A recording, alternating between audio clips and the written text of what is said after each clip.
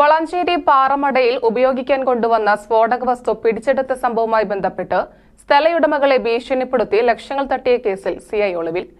എസ്ഐയും ഇടനിലക്കാരനും അറസ്റ്റിൽ. വളാഞ്ചേരി എസ്ഐ ബിന്ദലാൽ, ഇടനിലക്കാരൻ പാലക്കാട് തിരുവേഗപ്പുറ സ്വദേശി പൊന്നൻതൊടി അസൈനാർ എന്നിവരെയാണ് Tirur DYSP P Shams arrest ചെയ്തത്. കേസിൽ ഒളിവിൽ പോയ വളാഞ്ചേരി സിഐ സുനിൽദാസിന് വേണ്ടിയുള്ള തിരച്ചിൽ ശക്തമാക്കിയിട്ടുണ്ട്. ഇക്കഴിഞ്ഞ മാർച്ച് 29-നാണ് കേസിനാസ്പദമായ സംഭവം നടന്നത്.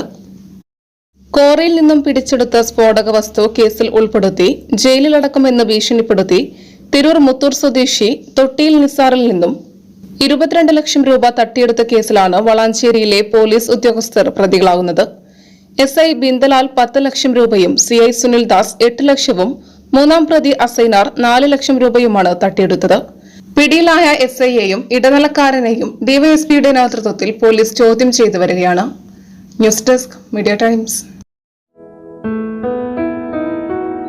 നമ്മുടെ കുബൂസ് അത് നമ്മുടെ ഗൾഫിൽ കിട്ടുണ്ടായിരുന്ന കുബൂസില്ലേ, നിനക്കിഷ്ടപ്പെട്ട ആ കുബൂസ്.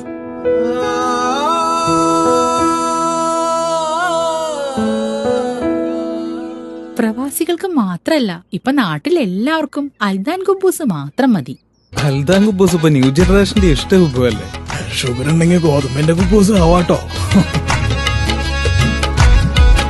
മലയാളിയുടെ ഭക്ഷണ താല്പര്യങ്ങൾക്ക് ഇനി പുതിയ സ്വാദ്.